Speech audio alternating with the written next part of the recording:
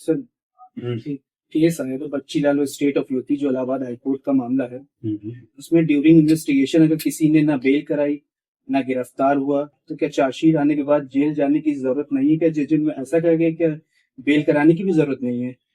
ये जस्टिस विनोद दिवाकर का जजमेंट है इलाहाबाद हाईकोर्ट का, Bachchilal versus state of UP, 42 page का जजमेंट। उसमें ये कहा गया है कि अगर ड्यूरिंग द इन्वेस्टिगेशन किसी आरोपी की गिरफ्तारी नहीं होती तो चार्जशीट आने के बाद जब वो कोर्ट में सरेंडर करता है तो फिर उसको जेल भेजने की जरूरत नहीं।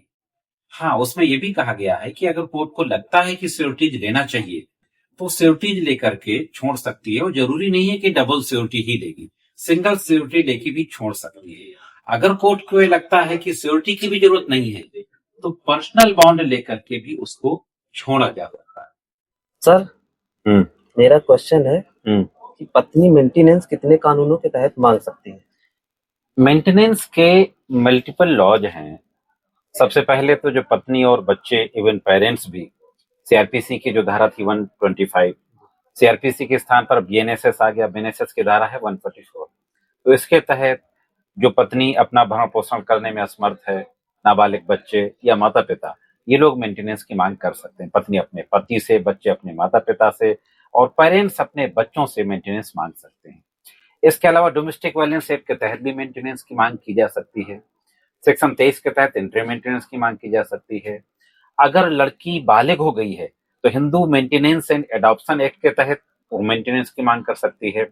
कई केसेस में देखने को मिलता है कि हस्बैंड की डेथ हो गई, तो हस्बैंड के डेथ होने के बाद Hindu maintenance and adoption act के तहत ही सेक्शन 19 के तहत ससुर से बहू, जो विडो बहू है, वो मेंटेनेंस की मांग कर सकती है।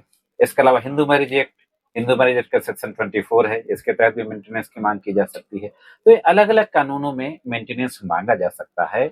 लेकिन यहीं पर मैं एक बात और जोड़ दूं कि अगर एक से ज्यादा कोर्ट्स में अलग अलग केसेस में मेंटेनेंस बन गया है तो क्या सब जगह मेंटेनेंस वो ले सकती है? ऐसा नहीं है। जहां पे सबसे ज्यादा होगा वहां का मेंटेनेंस उसको मिलेगा, बाकी सब जगह का मेंटेनेंस उसमें एडजस्ट हो जाएगा। सर क्या डोमेस्टिक वायलेंस में 498A में चार्ज फ्रेम हो सकता है? मतलब तुम्हारा पूछने का मतलब ये है कि डोमेस्टिक वायलेंस एक्ट के तहत भी क्या 498A का चार्ज बनाया जा सकता है?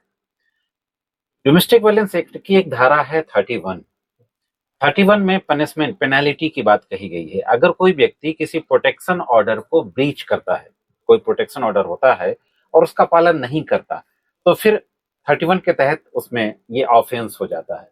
तो 31 के ऑफेंस के तहत जो मुकदमा बनता है उसकी सुनवाई करते समय 31(3) में ये पावर दिया गया है डोमेस्टिक वायलेंस एक्ट मजिस्ट्रेट को कि 498A के अंतर्गत भी चार्ज फ्रेम करके उस केस की भी सुनवाई को आगे बढ़ा सकता है।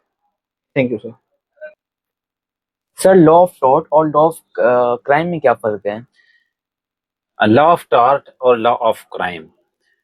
लॉ ऑफ टॉर्ट एक सिविल रॉन्ग होता है और law of crime criminal wrong होता है। जो टॉर्ट की प्रोसीडिंग है वो सिविल की तरह चलती है, सीपीसी से गवर्न होती है। जो लॉ ऑफ क्राइम की प्रोसीडिंग है वो सीआरपीसी से गवर्न होती थी, अब सीआरपीसी के स्थान पर आ गया है बीएनएसएस, तो बीएनएसएस से गवर्न होती है। टॉर्ट में कंपनसेशन क्लेम किया जाता है, डैमेजेस क्लेम किया जाता है। क्राइम में पनिशमेंट मिलता है। तो वो सिविल रॉन्ग है, ये क्रिमिनल रॉन्ग।